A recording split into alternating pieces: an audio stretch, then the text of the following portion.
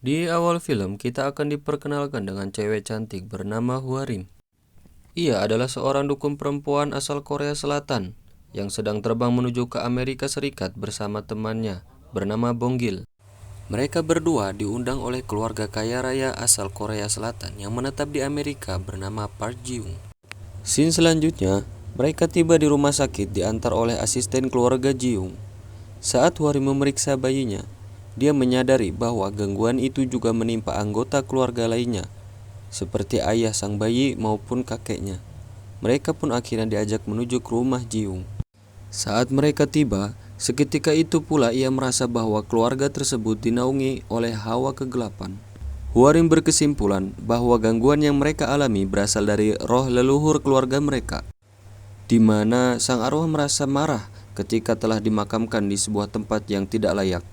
Tak peduli berapapun uang yang harus dikeluarkan, Ji-young berharap Hwarim dapat melenyapkan gangguan sang roh leluhur yang terus-menerus menyerang keluarga mereka. Hwarim pun lantas menerima pekerjaan tersebut. Scene pun beralih ke Korea Selatan, di mana di sana kita diperkenalkan dengan seseorang bernama Young Geun, yaitu seorang pengurus jenazah, tapi kita panggil saja dengan sebutan Ujang. Bersama temannya yang bernama Sang Deuk, kita panggil saja dengan sebutan Asep, seorang ahli Feng Shui, sedang mengadakan ritual pemindahan makam sebuah keluarga. Mereka berdua terlihat sudah sangat terbiasa dengan profesi pemindahan makam. Setibanya di Korea, Hwarim menemui mereka berdua dan menyampaikan tujuannya, di mana ada seorang keluarga kaya raya yang mampu membayar mahal jasa mereka. Ujang pun terlihat senang mendengarnya. Namun, rupanya Asep adalah pribadi yang profesional dan teliti. Dia tidak menerima pekerjaan dari sembarangan orang. Ji-young pun yang mendengar hal tersebut memaksakan terbang dari Amerika menuju Korea untuk bertemu dengan Asep.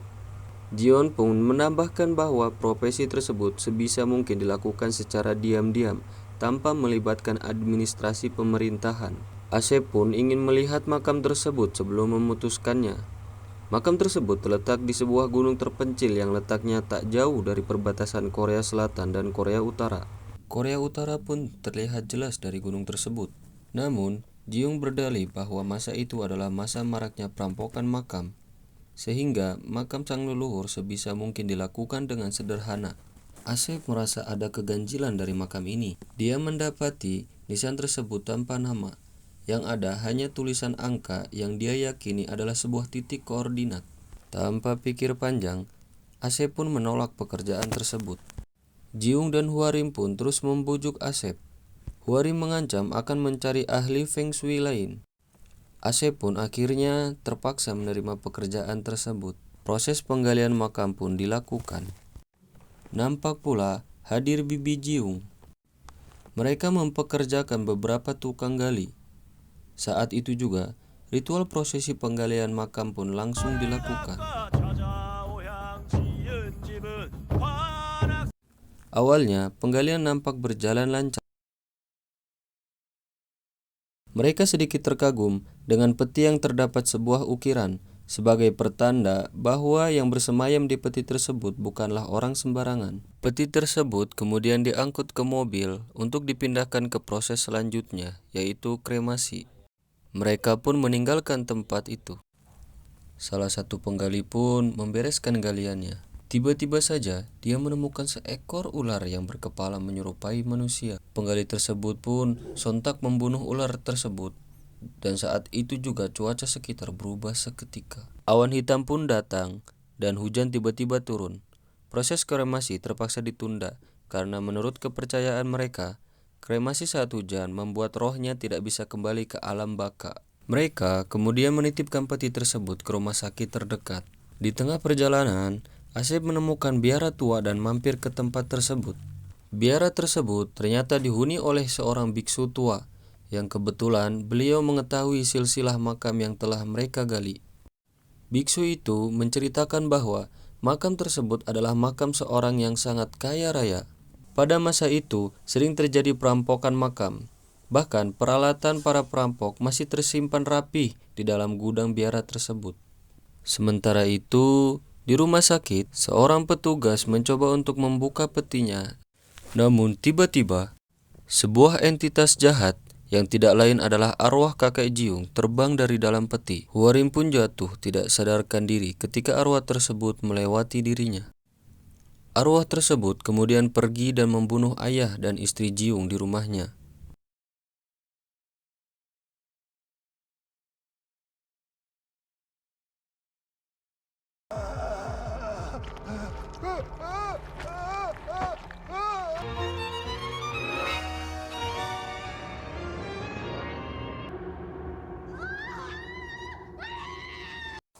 Huarim yang telah sadarkan diri mengajak Bongil untuk melakukan ritual memanggil arwah tersebut.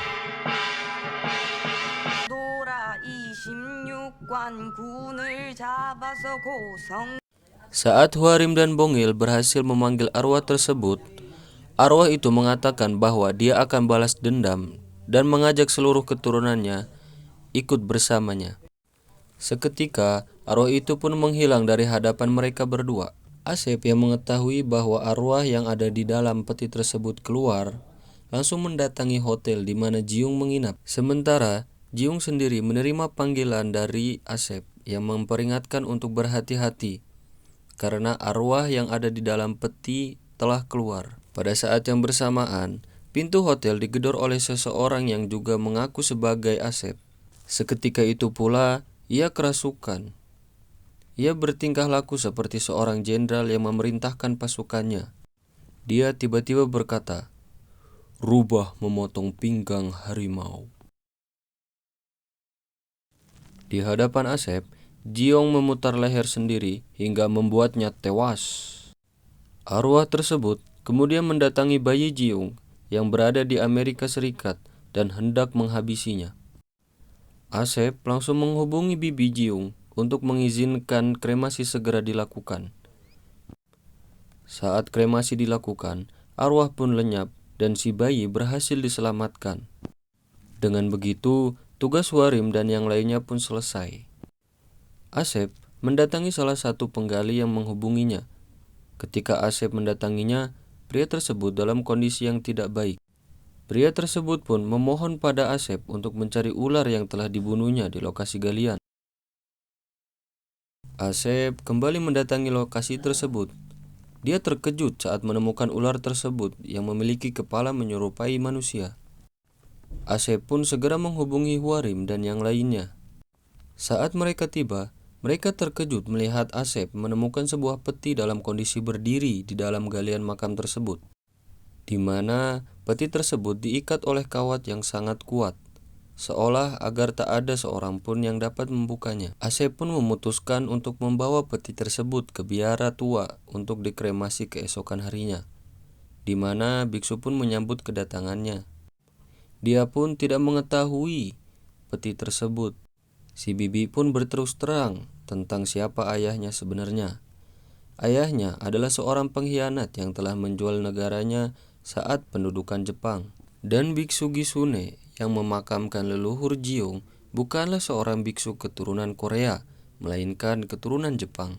Di tengah malam, Bonggil mengalami mimpi buruk dan terbangun. Dia kemudian berjalan-jalan di sekitar biara dan menemukan sebuah peternakan babi. Sekilas, dia melihat sebuah sosok bertubuh tinggi besar sedang membantai babi-babi dan pemiliknya. Bonggil ketakutan dan membangunkan Huarim. Mereka kemudian membuka gudang dan mendapati peti tersebut sudah hancur. Bonggil pun bermaksud untuk membangunkan Asep meninggalkan Huarim seorang diri.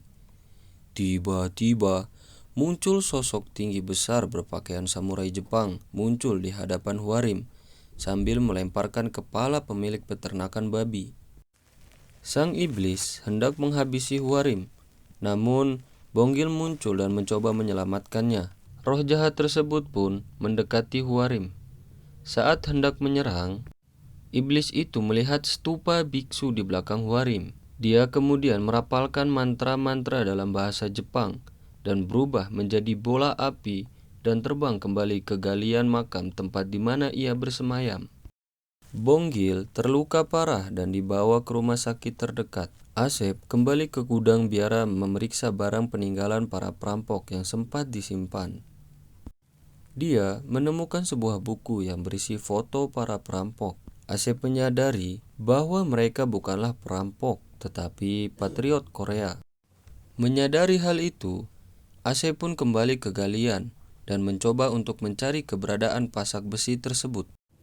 Namun, alih-alih menemukannya, ia malah menemukan iblis samurai tersebut bersemayam di makam tersebut.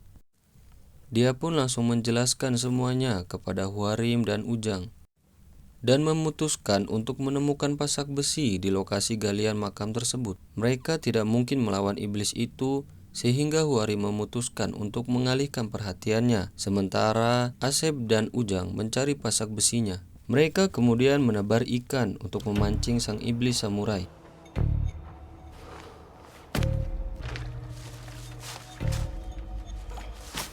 Di tengah malamnya, sang iblis pun bangkit dari persemayamannya, mengambil ikan dan memakannya.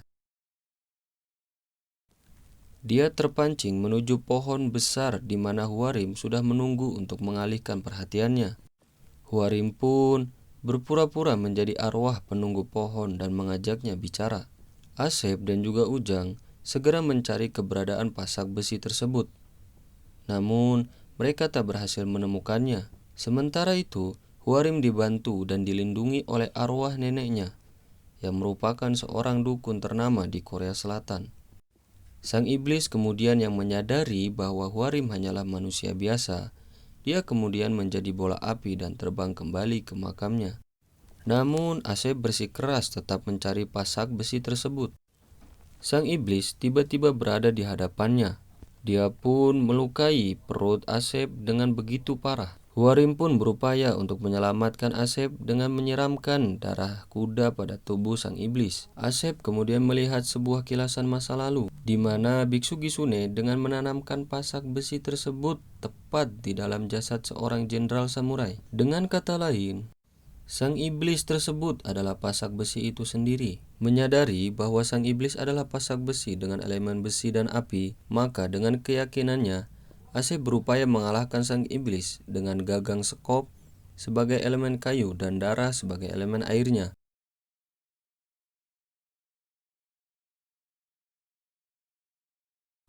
Akhirnya, sang iblis pun berhasil dilenyapkan.